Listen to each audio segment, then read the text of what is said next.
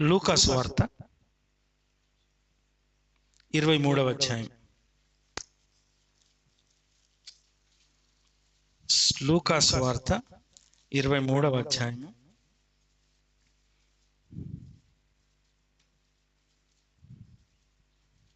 ఈరోజు వాక్యం చదివేటప్పుడు మాత్రమే వాక్యం చూడండి. వాక్యం అయిన తర్వాత తలలు పైకెత్తండి. వాక్యం చదివేటప్పుడే బైబిల్ చూడండి. దాని తర్వాత రెఫరెన్స్ రాసుకొని అవసరమైతే ఇంటికి వెళ్ళిన తర్వాత చాలా క్లారిటీగా క్లియర్గా చదువుకునే ప్రయత్నం చేయండి. 23వ అధ్యాయంలో తీసినట్టయితే కనుక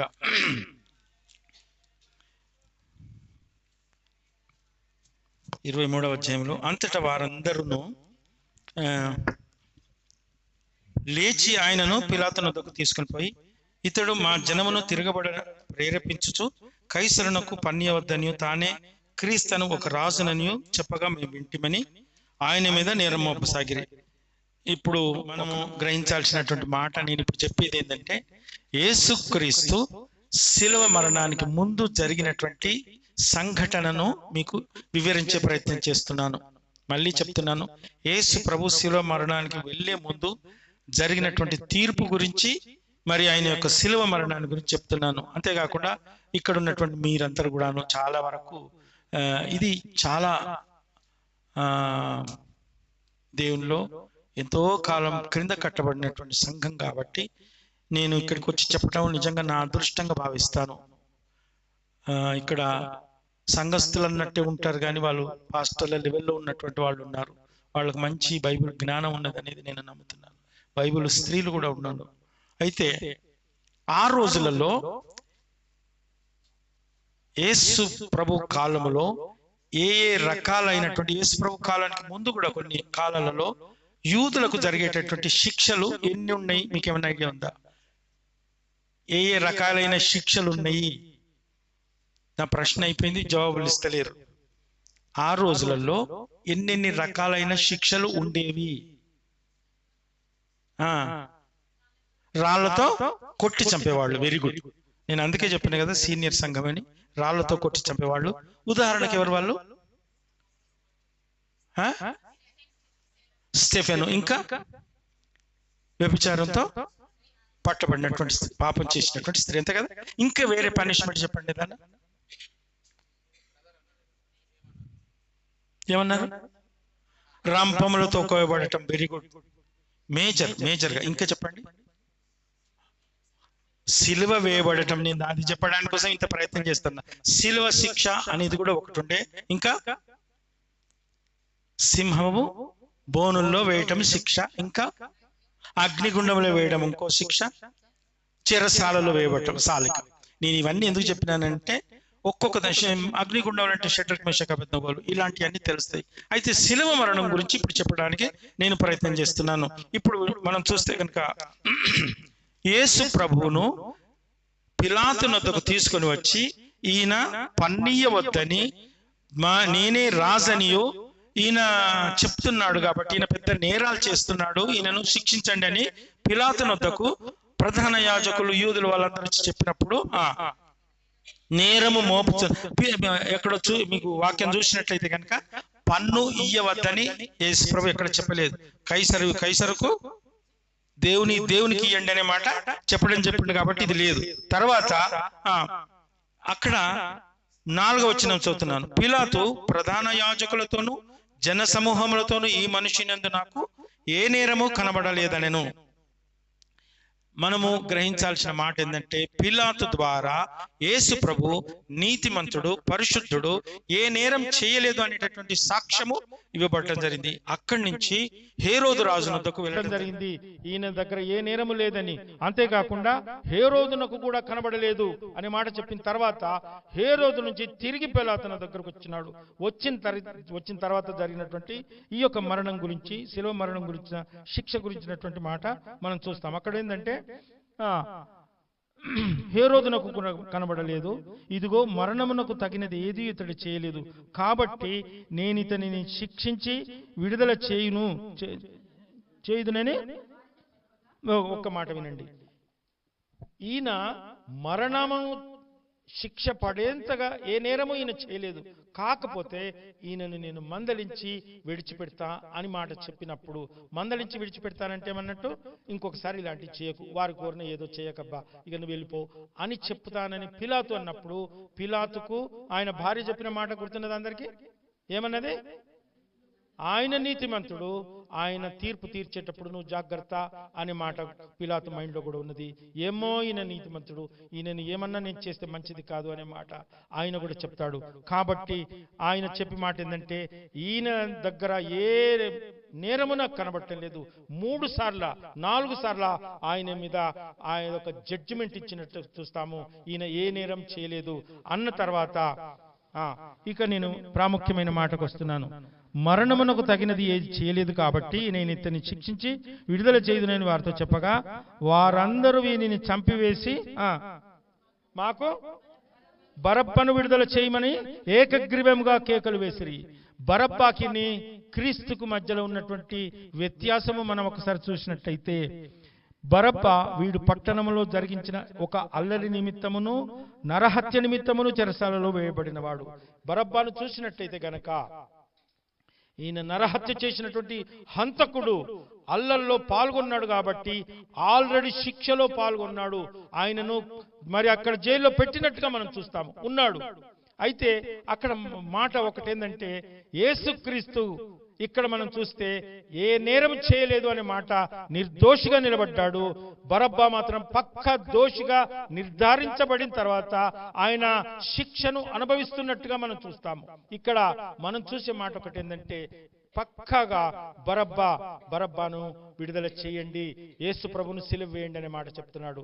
కానీ ఇక్కడ జరిగినటువంటి తీర్పులో జరిగిన మాట ఏంటంటే, నిర్దోషి అని క్రీస్తును, దోషి అని బరబ్బాను నిర్ధారించబడిన తర్వాత దోషి అయినటువంటి బరబ్బాను విడిపించమనేటటువంటి మాట వాళ్ళు అక్కడ చెప్పినప్పుడు, మనము ఇక్కడ సత్యాన్ని మనం గ్రహించే ప్రయత్నం చేస్తాం.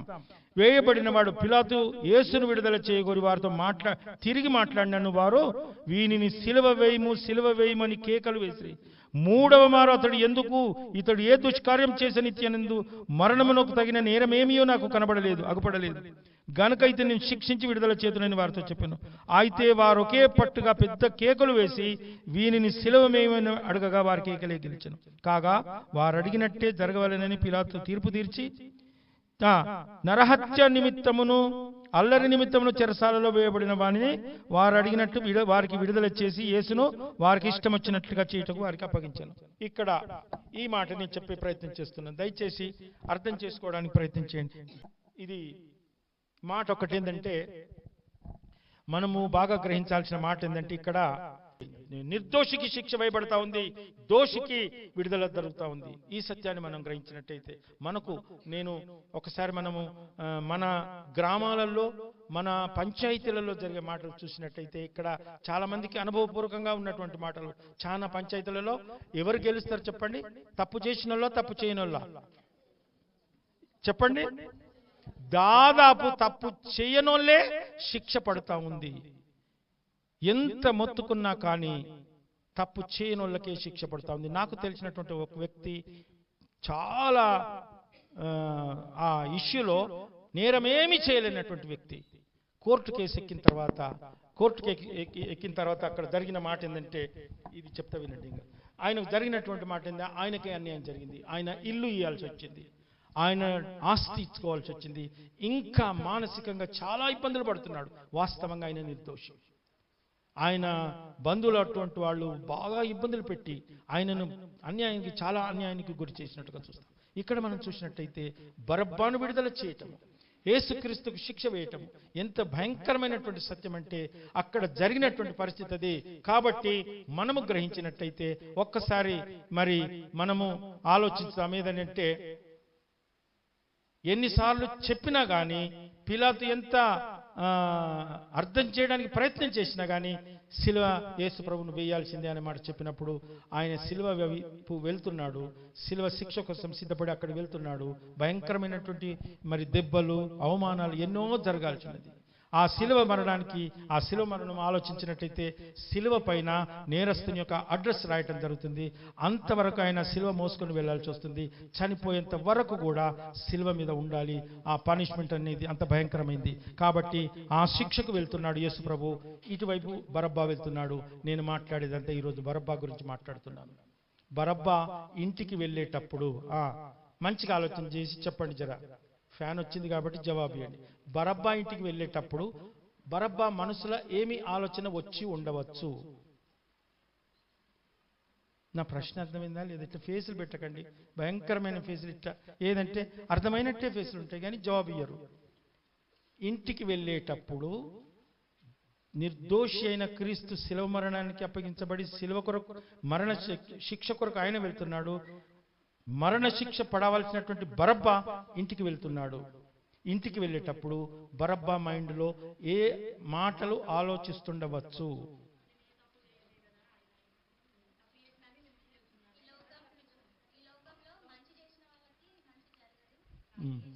దొంగల్లో నీతి ఉంటుంది. అప్పుడప్పుడు దొంగల్లో నీతి ఉంటుంది కాబట్టి అనుకున్నాడేమో అన్నది ఒకటి. అయితే ఆయన తీర్పు చెప్పిన మరుక్షణము స్పీడ్గా వెళ్తుండొచ్చా, స్లోగా వెళ్తుండొచ్చా? ఎందుకు? నేను నాకు జరిగిన సంఘటన చెప్తున్నాను, దయచేసి మంచిగా వినండి. నేను ఏసీటీసీలో థియాలజీ చేస్తున్న సమయంలో క్లాస్ అవుతా ఉంటే నేను బయటకు వచ్చినప్పుడు, ఎందుకో లంచ్ కోసం వచ్చినప్పుడు సడన్గా నాకు ఫోన్ వచ్చింది. ఫోన్ వచ్చి ఏమన్నారంటే మీరు బంగారం గెలుచుకున్నారు అని అన్నాడు. అనగానే నేనేమనుకున్నా, నేను ఏ పోటీలలో పాల్గొనలేదు, నాకేది తెలియదు, నాకు బంగారం వచ్చింది అన్నారు. నేను గనుక ఇది ఎక్కడిది వచ్చింది అని ప్రశ్నిస్తే ఏమనిపించింది నాకు?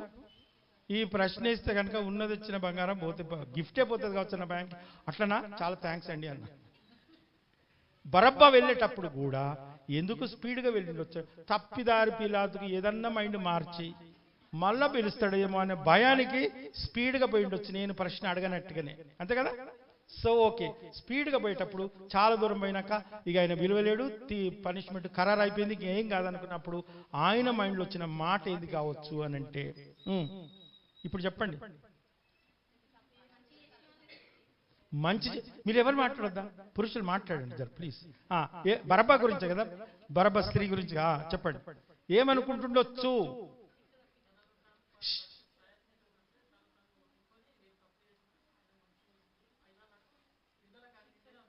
చాలా సంతోషపడుతుండొచ్చు. కానీ ఒక మూల ఆలోచన ఏమొచ్చుండొచ్చు అంటే, ఒక్కటే సెకండ్ ఇటు అటు ఒక్క తీర్పు కనుక బరబ్బా మీదకి వస్తే నేను అటు వెళ్ళవలసిన వాడిని, ఆయన ఇటు వెళ్ళవలసిన. వాస్తవంగా చూస్తే కనుక నేను పనిష్మెంట్కు అర్హుణ్ణి, కానీ ఆయన పొందాడు అనేటటువంటి ఇంకొకటి ఎగ్జాంపుల్ నేను చెప్తున్నాను. ఒకసారి ఏమైందంటే ఒలింపిక్ గేమ్స్లలో నిజంగా జరిగినటువంటి మాట, 100 మీటర్స్ 400 ఎంతో రన్నింగ్ రేస్లో చాలా స్పీడ్గా వెళ్తున్నాడట.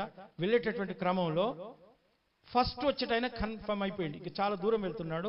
సెకండ్ వచ్చేటైనా ఈయన వెనుక, ఇక ఖచ్చితంగా ఇంకా 1-2 మినిట్స్లలో అక్కడ ఫస్ట్ వచ్చేది సెలెక్ట్ చేసేది. ఫస్ట్ వచ్చిన వ్యక్తి ఇట్లా వేయక ముందు సడన్ గా కాలు పట్టుకున్నది. అది ఎప్పుడైనా వీడియోలో చూడండి దొరుకుతుంది. అట్లనే కూర్చొని ఉన్నాడట, ఉరకలేకపోతాడు, కాలు పట్టుకున్నది. సెకండ్ వచ్చేటైనా ఏం చేయాలి? ఒక్క సెకండ్ ఛాన్స్ దొరికిందని ఉరకాలి. కానీ ఆయన ఒకటే మాట అన్నాడట, ఆయన లేచేంతవరకు ఆయన లేపిండట. ముందటైనా లేపి బలంగా నెట్టేసిండట. నువ్వు ఫస్ట్ పో అని నెట్టేసిండట. ఎందుకంటే విలేకరులు అందరూ వచ్చి అడిగిందట, ఎందుకయ్యా పిచ్చి అని ఫస్ట్ వస్తే ఒక్క నిమిషంలో పోయేది, అక్కడ కాంపిటీషన్ కానీ నువ్వెందుకు ఇట్లా చేస్తావు అంటే, నేను ఒకవేళ వస్తే అందరికి ఫస్ట్ వచ్చే కెపాసిటీ ఆయనకే ఉన్నదని తెలిసింది అందరికీ. నేను ఏ ముఖం పెట్టుకొని నేను జవాబు ఇవ్వాలి? నేను సెకండ్ వచ్చేటోని ఫస్ట్కి వస్తే అవకాశాన్ని బట్టి నువ్వు వాడుకున్నావని నన్ను అంటారు. కాబట్టి ఆ నీతి, అట్లాంటి తప్పుడు గెలుపు నాకు వద్దు అని చెప్పి నేను ఆయనను బలవంతంగా నెట్టేస్తే ఆయన గీత దాటేసిండట. ఆయన ఫస్ట్ అని డిక్లేర్ చేసిండట. ఆయన అది యథార్థత అంటే ఆయన చేసిండట. నేను అలాంటి తప్పుడు ఫేక్ గెలుపు నాకు వద్దు అని చెప్పి చేసినట్టుగా అది లైవ్గా జరిగింది. ఆయన ఇంటర్వ్యూ కూడా మరి వీడియోస్లలో ఉంటుంది, ఒకసారి చూడండి. రైట్. కాబట్టి బరబ్బా ఇంటికి వెళ్ళేటప్పుడు వచ్చిన తలంపు ఏంటంటే, ముందంతా తప్పించుకున్నాడు కావచ్చు, బయటికి వెళ్ళిన తర్వాత ఒక్కసారి బాగా ఆలోచిస్తే హంతకుణ్ణి, అల్లర్లు చేసిన వాడిని వాస్తవంగా నేను శిక్షకు పాత్రుడిని, కానీ యేసు ప్రభు అమాయకుడు నిర్దోషని తీర్పు తీర్చిన తర్వాత కూడా ఆయనకు శిక్ష పడింది అని అనుకుంటూ వెళ్ళేటప్పుడు వచ్చిన ఆ తలంపుకు ఇప్పుడు నేను మీకు మళ్ళీ ప్రశ్న వేస్తున్నాను. వాస్తవంగా మధ్య శిలువ ఎవరిది? ఇప్పుడు చెప్పాలి. మధ్య శిలువ ఎవరిది? ఎవరి కొరకు ఏర్పాటు చేయబడ్డది కావచ్చు? చెప్పండి, కరెక్టేనా కాదా? మధ్య శిలువను చూసి బరబ్బా వాస్తవంగా నేను శిక్షకు పాత్రుడిని, నేను పడాల్సిన వాడిని, నేను అక్కడ నిలబడాల్సిన. కానీ మనం ఏమనుకుంటాం ఇప్పుడు? యేసుప్రభుని చూడగానే ఎన్నికలలో యేసుప్రభు నిలబడితే కనుక శిలువ గురించి ఆయనకు పెట్టాలనే పరిస్థితికి వచ్చింది, అంతే కదా? అంటే శిలువ ఆయనకు అంత అది అన్నట్టు. వాస్తవంగా చూస్తే యేసు ప్రభు ఏ నేరము చేయనటువంటి వాడు, ఆయనకు శిక్ష పడింది. కానీ బరబ్బా వాస్తవంగా మధ్య శిలువలో ఉండాల్సిన వాడు, కానీ ఆయన తప్పించుకున్నాడు. ఆయన ఏం చేసిందంటే వాస్తవంగా నన్ను పక్కకు తప్పించేశాడు. పాపం నిర్దోషి అయిన యేసుక్రీస్తు శిలువకు పోయినాడు అని పాప పరిస్థితం చేసుకున్న తర్వాత బాగా ఏడ్చినాడట. ఇంటికి వెళ్ళిన తర్వాత అన్నం తినబుద్దయిద్దా? ఒక నిర్దోషి అక్కడ పడుతుండొచ్చు, ఒక నిర్దోషికి శిక్ష పడతా ఉంది. నేను దోషిని, నేను బయటపడ్డా, ఎంత తప్పైపోయిందిరా అని రియలైజ్ అయ్యి ఇప్పుడు చెప్పిన మాట ఒక స్టడీ బైబిల్లో చూసినట్టయితే కనుక ఆ బరబ్బా భయంకరమైనటువంటి ఇబ్బందికి లోనైనట్టుగా చూస్తాం. కాబట్టి ఆ పరిస్థితులలో చూసినట్టయితే కనుక బరబ్బా ఏం చేసినాడని ఉన్నాము? గొప్ప సువార్థికుడుగా మారిపోయాడట. గొప్ప సువార్థికుడుగా మారి, ఎందుకంటే నేనే సజీవ సాక్షిని, నా శిక్ష నన్ను పక్కకు పెట్టి ఆయన శిలువ తీసుకున్నాడు, నన్ను పక్కకు పెట్టినాడు. ఎంత భయంకరమైన మాట అని చెప్పి ఎంతో మందికి సువార్త గురించి చెప్పినట్టుగా విన్నాము. మీరు నమ్మండి, స్టూవర్ట్ పురం దొంగలు అని ఉన్నాడు, సుధాకర్ అంటే ఆయన ఒక మంచి స్పీకర్. స్టూవర్ట్ పురంలో దొంగలు వరంగల్ జైల్లో కూడా పడ్డాడట. ఆయన చెప్పుకున్నాడు సాక్ష్యంలో, నేను ఈనాడు క్రీస్తు నన్ను అంగీకరించినాడు అనే మాట చెప్పుకుంటూ ఆయన సాక్ష్యాన్ని చాలా మందికి పంచుకున్నాడు. నేను దొంగను, పక్కా తప్పుడు కేసులు చేసిన వాడిని, ఎన్నో చేశాను అని మాట ఒప్పుకున్నప్పుడు ఆయన చూస్తే నాకు బదులుగా క్రీస్తు చనిపోయాడు అనే మాట చెప్పినాడు. దయచేసి ఇప్పుడు మనం ఆలోచించినట్లయితే కనుక ఆ శిలువ బరబ్బాది. ఒప్పుకుంటున్నారా లేదా? ఇక్కడ బాప్టిజం తీసుకున్న వాళ్ళు ఉన్నారా? బాప్టిజం తీసుకున్న అందరూ చేతులు ఎత్తకండి. అందరు తీసుకున్నారు కదా? బాప్టిజం చెరువులోకి వెళ్ళిన తర్వాత పాస్టరు మీతో ప్రమాణం ఏం చేయించాడు? దాదాపు నాకు తెలిసి మీకు అర్థమవుతుండే. నేను ప్రసంగం తొందరగానే ముగిస్తా. ఇప్పుడు చెప్పండి, బాప్టిజం తొట్టిలోకి వెళ్ళిన తర్వాత పాస్టర్ మనకు చెప్పిన మాట ఏంటంటే, మొట్టమొదటి లైన్ చెప్పాలి. ఇంకోటి, మొట్టమొదటి, నేను పాపినని గ్రహించాను. చూడండి, నేను పాపినని గ్రహించాను చెప్పి తీరాలి. పౌలు గురించి ఏం చెప్తాడు అననీయ? వెంటనే నీ పాపములను కడిగి వేసుకో. 13 పత్రికలు రాసిన పౌలు సంగతి చెప్తున్నాను. నువ్వు పాపివని గ్రహించి నీ పాపాలు కడిగి వేసుకోమన్నాడు. కాబట్టి రక్షణ పొందడానికి మొట్టమొదటి స్టెప్ నేను పాపిని అని ఒప్పుకోవాలి, ఆయన పరిశుద్ధుడు అని ఒప్పుకోవాలి. రెండో దొంగ చేసిన ఏంది చెప్పండి? రెండో దొంగ ఏమని చెప్పిండు? నీవు నిజమంత క్రీస్తు అయితే నిన్ను నీవు రక్షించుకో, మమ్మల్ని కూడా రక్షించుకోమని మొదటి దొంగ అన్నాడు. రెండో దొంగ ఏమన్నాడు? ఇది మనకు న్యాయమే అంటే ఏమన్నాడు? మనం పాపులం రా నాయన, అట్లా అనకురా, నేను పాపిని అని ఒప్పుకున్నాడు. ఆ తర్వాత ఏమన్నాడు? ఈయన ఒక్క తప్పిదం చేయలే, ఈయన పరిశుద్ధుడు అని ఒప్పుకున్నాడు. ఆ తర్వాత ఏమన్నాడు? యేసు నీ రాజ్యములోకి వచ్చినప్పుడు, అనగా నువ్వు మరణించి తిరిగి లేస్తావని ఒప్పుకున్నాడు. అంతేనా? నువ్వు చనిపోతావు, ఈరోజు తిరిగి లేస్తావు, అప్పుడు నన్ను జ్ఞాపకం చేసుకో అని రక్షణ పొందినట్టుగా చూస్తాము. అనగా 3 స్టెప్స్. నేను పాపిని, నీవు పరిశుద్ధుడవు, నా కోసం నువ్వు చనిపోయి తిరిగి లేచినవని ఒప్పుకున్న తర్వాత బాప్టిజం తీస్తారు. ఎంతవరకు దాకా ఉంటావనంటే ఏమంటారు? కానీ కొద్ది కఠినంగా చెప్తాడని తమ్ముడే చెప్పింది కాబట్టి నేను చెప్తున్నాను.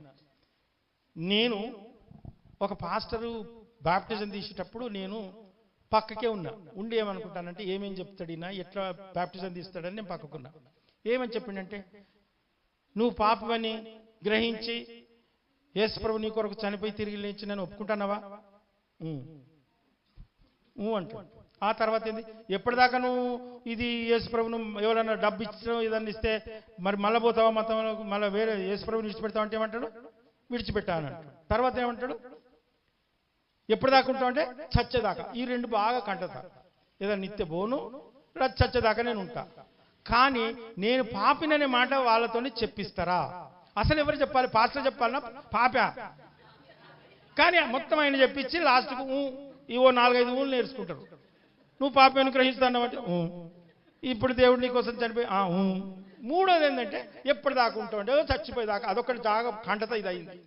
మధ్యలో ఎడిపోతారేమో మనకు తెలియదు కానీ ఇదైతే అంటారు. నేను విన్న తర్వాత అయ్యగారు ఇది బాప్టిజం తీసుకునే వ్యక్తి చెప్పాలా నువ్వు చెప్తావా? మా ఆయనే చెప్పాలి సార్. మరి నువ్వెందుకు చెప్తాను అంటే ఆయనకు అర్థం కానియకుండా చేసే పద్ధతి ఎవరు చేస్తాను? కాబట్టి నేను ఒక మాట ఏంటంటే ఆనాటి నుంచి పాస్టర్లకు క్లారిటీ ఇప్పించిన తర్వాత నాకు సెట్ అయింది. కానీ నా మట్టుకు నాకు డౌట్ వచ్చి 150 బ్యాప్టిజమ్స్ తీసిన ఇప్పటి వరకు నాకు తెలిసి నేను ఒక్క నిమిషంలో దిగుతా. నేను మా కొడుకు ఒకసారి అమ్మాయిని చుట్టానికి పోయినప్పుడు ఆ అమ్మాయి వచ్చింది. సడన్గా నాకేమనిపించిందంటే రక్షణ పొందిందో లేదో అనే డౌట్ వచ్చి నేనన్నా అమ్మాయి రక్షణ పొందిన అనువనన్నా అన్నగానే ఏమన్నా దొరికినా అంకుల్ నువ్వే నాకు బ్యాప్టిజం ఇచ్చినావు అన్నది. అప్పుడు కానీ అబ్బా ఈమె విడిచిపెట్టొద్దురా అనుకున్నా. కానీ దేవుడు మరి అట్లా కాలేదు. సరే ఏమో ఒక్కటేందంటే దయచేసి బ్యాప్టిజం తీసుకునేటటువంటి సమయంలో నేను పాపిని, నా కోసం నువ్వు చనిపోయి తిరిగి లేచడం అనే సత్యాన్ని హృదయపూర్వకంగా నువ్వు అంగీకరించినప్పుడు నీ పాపాలు క్షమించబడి నువ్వు పరలోక రాజ్యానికి అర్హుడుగా అవుతావు. ఇప్పుడు చెప్పండిగా, శిలువ బరబ్బదా మనదంట అన్న? మా అన్నగారు చెప్పేసాడు. ఇప్పుడు చెప్పండి, శిలువ ఎవరిది అంటే అన్న? చెప్పరు. కానీ ఎట్లాడి దాకా తీసుకుపోయినట్టు అది యేసుక్రీస్తు కంట కడతాను. వాస్తవంగా నేను పాపిని, శిలువ నాది యేసయ్యా, నేను చచ్చిపోవాల్సిన నన్ను ఎవరైనా ఆయన నువ్వు పక్కకుండ్రా, నన్ను కరుణించి నన్ను దయదలంచి కాపాడిన యేసయ్యా, నీకు ఎన్నేళ్ళు నీకు రుణపడి ఉండాలి యేసయ్యా అని చెప్పి హృదయపూర్వకంగా ఒప్పుకునేటటువంటి వ్యక్తి మాత్రమే రక్షణ పొందినట్టు వాస్తవం చూస్తే కనుక ఆ శిలువ నీది నాది. బరబ్బాది, ఆ బరబ్బ తర్వాత ఈ బరబ్బాదే వ్యభిచారంలో, దొంగతనంలో, అబద్ధాలాడటంలో, హంతకులు చేయటంలో ఎన్నో రకాలైనటువంటి అల్లర్లకు పాత్రలమైనటువంటి మనకు పక్క నరకము యోగ్యమైనది. కానీ యేసుక్రీస్తు దయా భిక్ష, ఆయన కృప, ఆయన దయ మనకు నిత్య జీవాన్ని ప్రసాదించిండు. కాబట్టి ఇప్పుడు చెప్పండి, ఎన్నేళ్ళు ఆయనకు రుణపడి ఉంటే పోతుంది మనకిది? యేసయ్యా ఈ 10, 50, 60 ఏళ్ళ దిక్కుమాల ఈ జీవితము ఇక్కడ నేను పోతా కావచ్చు, కానీ ఎల్లకాలము నాకు ఇచ్చేది చావు లేదు, మరణం లేదు, ఎక్కడ చీకటి ఉండదు, ఎక్కడ బాధలు ఇబ్బందులు ఉండవు, చావు అనే పేరే లేని ప్లేస్లకు నన్ను పర్మనెంట్ తీసుకుపోతున్నావు. అక్కడికి తీసుకుపోయే నీకు ఎన్నేళ్ళు నీకు కృతజ్ఞత కలిగి ఉండాలంటే గనక దయచేసి బరబ్బా యొక్క గొప్ప సువార్థికుడిగా పేరు పొందితే నీకు నాకు ఏం రోగం పుట్టింది సువార్త చెప్పకుండా? దయచేసి నేను చెప్తున్నాను, ఒక్క నిమిషం రెస్ట్ తీసుకోకండి. నేను మీకు చెప్పినానో లేదో నాకు తెలియదు, కానీ నేను అమెరికాకు వెళ్ళినప్పుడు ప్రామిస్ చెప్తున్నాను ఇదే మాటలు. అమెరికాలో నెల రోజులుండి కూడా నేనేం చేశానంటే ఒక్క డేలా సండే నాడు ఇప్పుడు ఇక్కడ 3 చర్చలు అక్కడ 4 చర్చలు వెతికినాను. నేను మా అన్న కొడుకున్నాడు, వాడు అక్కడ ఎవరైనా నాకు కారు సిద్ధం చేయించుండండిరా, నేను స్పీడ్గా వెళ్ళాలి. ఎందుకు అనంటే ఏ టైంలో పోతాను, ఏ టైంలో పోతామో నాకు తెలియదు. కాబట్టి వీలైనన్ని ప్లేసులు తిరిగి వస్తా. నేను ఎన్నో లక్షలు పెట్టిపోయినాను అమెరికాకు. అక్కడ వెళ్ళి నేను చెప్పినాను, తెల్లోళ్ళకి ఏం చెప్పినా, నువ్వు తెల్లోనివి దూతలు లెక్కున్నావు, కానీ రక్షణ పొందకుంటే పక్కా చెప్పండి, పక్కా నువ్వు సైతాను రా అన్న.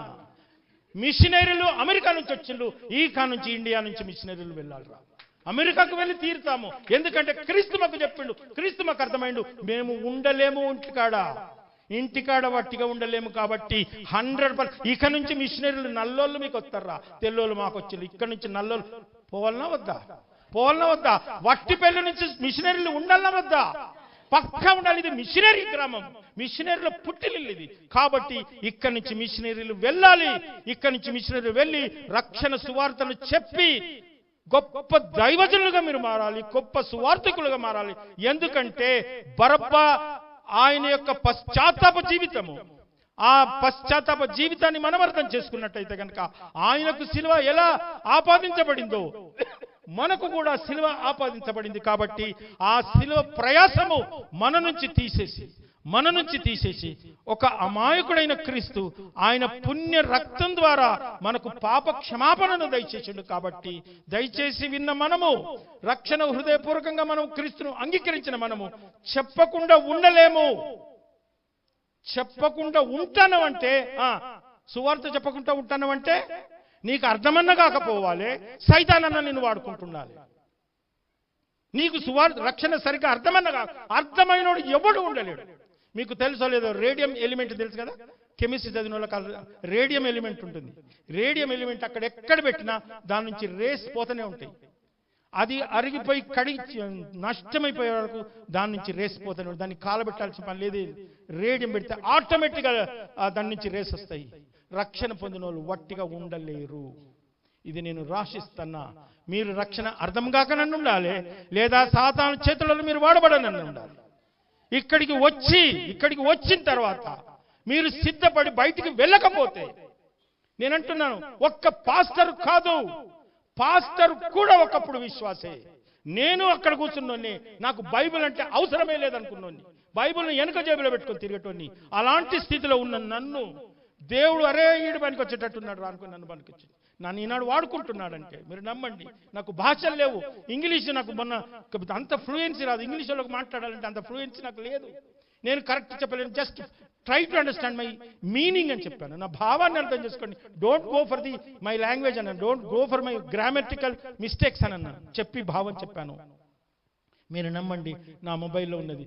ఒక లేడీ వచ్చి, ఒక్కరు కాదు, ఒక లేడీ వచ్చి ఒక హాఫ్ అన్ అవర్ ఏడ్చి నేను ఈ రోజు మీటింగ్కి రాకపోతే నేను చచ్చిపోయేదాన్ని. అమెరికా ఆమె చెప్పే మాట, నేను ఇంత చచ్చిపోయేటట్టు. ఆమె భర్తకు ఫోన్ చేసి, అయ్యో నువ్వు రాకపోతేవి అని చెప్పి, నేను చెప్పింది కనీసం 20 నిమిషాల కంటే ఎక్కువ చెప్పలేదు, కాకపోతే నా సాక్ష్యం చెప్పాను. మీరు నమ్మండి, ఆమె ప్రసంగం విన్న తర్వాత నాకు కొద్దిగా సపోర్ట్ చేయాలనే ఉద్దేశంతో ఎన్ని చందా వేసింది, $1000 అంటే దాదాపు 80,000 చందా వేసిపోయింది. అక్కడ 80,000 రూపాయలు అక్కడ చందా వేసిపోయింది. నేను మీ దగ్గరికి వస్తా, మీ ఇండియాకి వస్తా, చూడాలి నేను అనేటటువంటి మాట చెప్పినప్పుడు నేనేం కావాలి, అంత అర్ధగంట సేపు ఏడ్చింది. ఆ వీడియో నా దగ్గర ఉండేది. అర్ధగంట ఏడ్చింది. చర్చ్ అందరు వెళ్ళిపోయిన తర్వాత పాస్టరు, నేను, నాతో పాటు మా అన్న కొడుకు, నేను, నలుగురం ఉన్నాము. ఒక హాఫ్ అన్ అవర్ ఏడ్చుకుంటూ కూర్చున్నాం. మీకు ఇంత తెలుసా క్రీస్తు అంటే ఇంత ఇంట్రెస్టా మీకు, రక్షణ అంటే ఇంత ఇంట్రెస్టా మీకు అని తెలుస్తుందా అని ఆమె పిచ్చిదాన్ని లెక్క చేసింది. ఒకవేళ ఆమె వస్తే కనుక వట్టి పెళ్లికి తీసుకొస్తా, వింటారా, వట్టి పెళ్లికి 100% తీసుకొస్తా, ఛార్జీలు కట్టుకోజరా, నేను మాత్రం ఆమె తీసుకొస్తా. ఆమె ఎంత ఏడ్చిందంటే అసలు ఇట్లా కొట్టుకుంటానమ్మా, నేను ఇంత చెప్తున్నాను.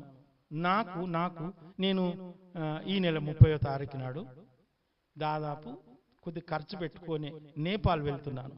నేపాల్లో వాళ్ళకు ఈ నేపాలీ భాష నాకు రాదు, తెలుగు వాళ్ళకు రాదు. ఇప్పుడు పోయి ఆట ఆడాలి. నేను ఆల్రెడీ ఫ్లైట్ టికెట్ బుక్ అయిపోయింది. అక్కడ పోయి ఏం చేస్తా, ఏదన్నా చేస్తా, హిందీ ఏదన్నా ఒకటి చెప్తా, కానీ నేనైతే పోతాను. మళ్ళీ నేను వచ్చి మళ్ళీ చెప్తారా, నాకు అర్థం కాకపోతే ఈసారి ఏదో ట్రిక్స్ నేర్చుకొని పోతా అనుకుని నేను తయారైనా. ఇప్పుడు నాకు లమ్మడం అని చెప్పలే కదా, చెప్పినా లేదా, ప్లీజ్ చెప్తా. ఒకవేళ చెప్పినా కూడా మళ్ళా చెప్పుదు. ఇప్పుడు బరబ్బా గొప్ప దైవజనుడైపోయినాడు. బరబ్బా గొప్ప దైవజనుడి కంటే సువార్థికుడు అంటే మంచిది. సువార్థికుడై చాలా మంది రక్షణ సువార్తని చెప్పాడు.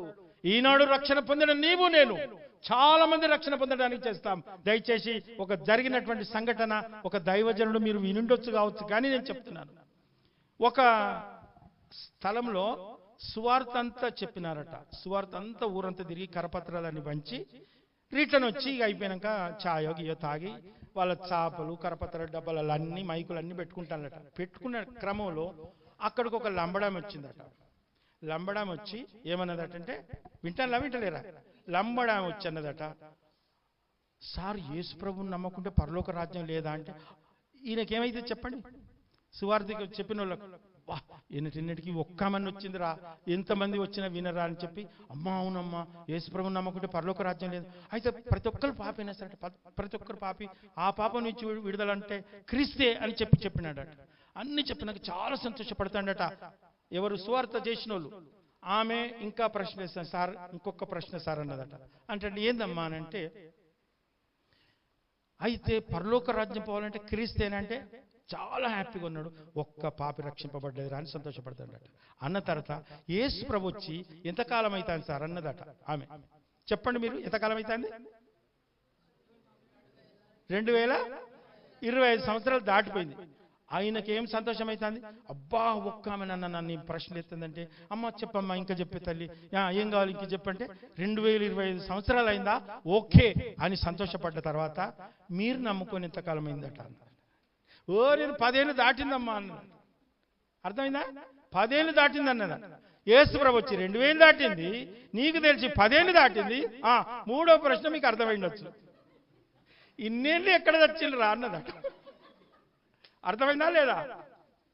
అనగానే అబ్బా దెబ్బ తీసినవే తల్లి, నేను ఈ ప్రశ్న ఎత్తావని అనుకుంటే నేను ముందడికి చెప్పబోదునే అమ్మ, నువ్వు ఇక్కడ దాకా తీసుకొస్తావని నాకు అర్థం కాలేదు అన్నదట. లాస్ట్ కానీ, సార్ ప్లీజ్ మా తండాలో యేసు ప్రభు అంటే కూడా కనీసం పేరు తెలియదు, నాకున్న బంగారం అంతా ఇస్తానా అని చెప్పి బంగారు గాజులు అన్ని కొంగులు తీసి ఆమెకు పెట్టి, మా తండకు వచ్చి క్రీస్తు గురించి చెప్పండి సార్ ప్లీజ్ సార్ అని బతిమిలాడిందట.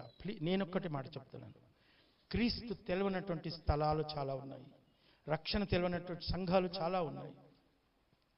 మీకు సంపూర్ణంగా అర్థమైనటువంటి వాళ్ళు మీరు కూర్చున్నట్టయితే కనుక, ఇంత జ్ఞానవంతులు ఇంత అనుభవజ్ఞులు మీరు కూర్చుంటే దయచేసి దేవుడు క్షమించడు.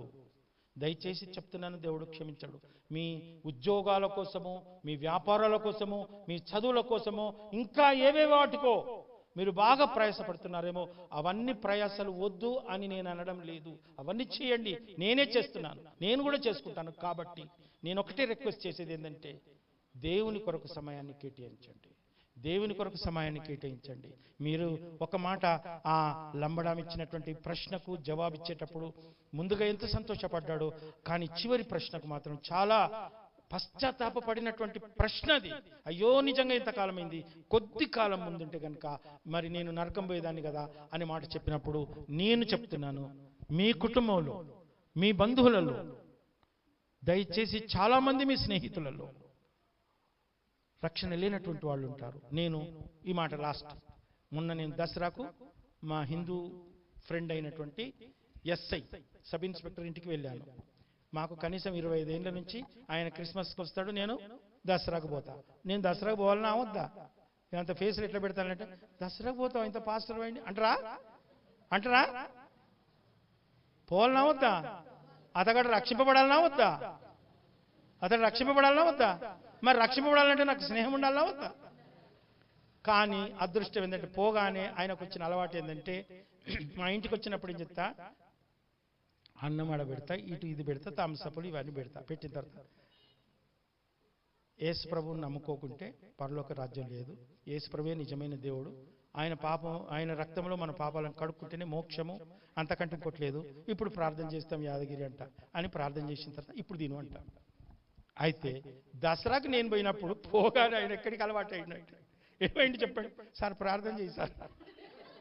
ఎవరింటికి పోయినప్పుడు వాళ్ళ ఇంటికి దసరాకు పోయి నాకు అన్నం పెట్టి థమ్సప్ ఇవి అన్ని పెట్టిన తర్వాత, సార్ ప్రార్థన చేయి సార్. ఇప్పుడు పోవాలన్నా వద్దా ఇట్లాంటి వాళ్ళ దగ్గరికి? గట్లటలో పోతామా? ఏంది, ఎందుకు పోవద్దు? అట్లాంటి దగ్గరికి పోకపోతే నీకు రక్షణ ఎవరికి చెప్తావు? కాదావునా? అంత అపచారం, చేతులు కడుక్కోకుండా భోజనాలు చేస్తానంటే వాళ్ళు ఇట్లాంటోళ్ళే, అంతేనా? ఇంకా పాపలతో యేసు ప్రభు కూర్చోవాలన్నా వద్దా యేసు ప్రభు? ఇప్పుడు చెప్తాను కపిల్ శర్మ షోది, నేను చెప్తానా ఒక్కటే మాట ఇక్కడ చెప్తా అనుకున్నా, చెప్తా. అసలు యేసు ప్రభు వచ్చిన ఆయన కంపెనీ ఏం కంపెనీ చెప్పలేదు. పాపులదా నీతిమంతులదా? పాపులది కాదంటే కనుక మనం పోతాం మరలకి కదా. కపిల్ శర్మ షో అనేది వట్టిగా జోక్స్ ఉంటాయి కాబట్టి అనేది ఇన్సిడెంట్ చూసి చెప్తాను. ఒక పాత్ర లాండ్రీ, ఏంది లాండ్రీ అంటే తెలుగు, చాకలి వాళ్ళది, చాకలైన పాత్ర. ఆయన వచ్చి అనే ఫస్ట్ మాట ఏంటంటే, जिसके कपड़े गंदे नहीं, जिसके कपड़े गंदे नहीं उससे हमारा धंधा नहीं. అర్థమైందా? ఎవడి బట్టలు మురికిగా లేవో వాళ్ళతోటి మాకు స్నేహమే వద్దంటాడు. ఎందుకు? మేము ఉతుకుడే మా కంపెనీ. అవునా కదా? చెప్పరు. ఎవడైతే పాపములో ఉన్నాడో వాళ్ళతోటే మా కంపెనీ. నేను ఇప్పుడు చెప్తున్నాను, అట్లా పాపంలో ఉన్నటువంటి వాడి కోసమే ఏసైచ్ అంటే ఫస్ట్ పాపి దగ్గరికి పోతాడా? రక్షణ పొందిన దగ్గరికి. ఎందుకు అక్కడికి పోతాడు? నేనన్నా పెడతా అంటే ఏసుప్రభు అంటాడు, నీ పని అయిపోయిందిరా, నువ్వు ఆగు, నేను రెండో కొడుకు దగ్గర పోతాడా పెద్ద కొడుకు దగ్గరికి? నాకు రెండో కొడుకు ఇష్టం. తాగుడు దందాలు చేసినోడే ఏసైకి ఇష్టం. రారా నువ్వు ఈ కంపెనీకి వచ్చి ఈయనలోకి వచ్చినాక నువ్వు సెట్ కావాలి. కానీ నేను వచ్చింది ఎవరి కోసం? పాపుల కోసం, నశించిన దానిని వెదకి రక్ష. ఇప్పుడు ఏమన్నా పోదామా వద్దా? వాళ్ళ ఇళ్ళలో పోనా వద్దా? అట్లాంటి స్నేహితులు ఉండాలి, వాళ్ళతోటి ఛాయలు తాగాలి, అన్ని చేయాలి. కానీ మన పని మనం ఒడగొట్టుకోవాలి. ఏంది? సువార్త మనకు చెప్పడాలి, వాడు చేసుకోవాలి. కొద్దిగా నన్ను అర్థమైందా? మంచి ఎంజాయ్ చేస్తాలా, సూపర్ చెప్తానవన్నా అని అంటాడా? రక్షణ భయపడి చెప్తా, రక్షణ చెప్పాలని భయం వస్తాడా? అట్లొస్తే మీరు బాధపడితే నాకు ఇష్టం. అవునా కదా? మీరు బాగా సంతోషపడితే కాదు. నిజంగా నేను సువార్త చెప్తలేననే బాధ ఫేస్ చూస్తే నేను ఇవాళ అన్నం జీర్ణమైంది. చెల్లె గుర్తుంచుకో, ఇవాళ అన్నం ఎప్పుడు జీర్ణమైంది? వీళ్ళందరూ రక్షణ చెప్తానని తీర్మానం చేసుకో. ప్లీజ్ ప్లీజ్ చెప్తున్నాను, వట్టిపల్లి గ్రామంలో రక్షణ గురించినటువంటి సంపూర్ణ జ్ఞానం ఉన్నటువంటి ఈ యొక్క సంఘము, ఇందులో ఎంతో మంది సువార్థికులు వెళ్ళి ఉండొచ్చు, ఎంతో మంది పాస్టర్లు కలిగి ఉండొచ్చు, సంఘ విశ్వాసులు కూడా పాస్టర్ల లెవెల్లో ఉన్నటువంటి జ్ఞానం కలిగినటువంటి వాళ్ళు ఉన్నారు. మీరు కనుక వట్టిగా కూర్చుంటే దేవుడు మిమ్మల్ని క్షమించడు. దయచేసి ఈరోజు తీర్మానం చేసుకొని సువార్త నేను ఇతరులకు చెప్తా అని తీర్మానం చేసుకొని ఇక్కడి నుంచి వెళ్దాం. మీ అందరినీ దేవుడు దీవించును గాక. కళ్ళు మూసుకొని ప్రార్థన చేస్తాం.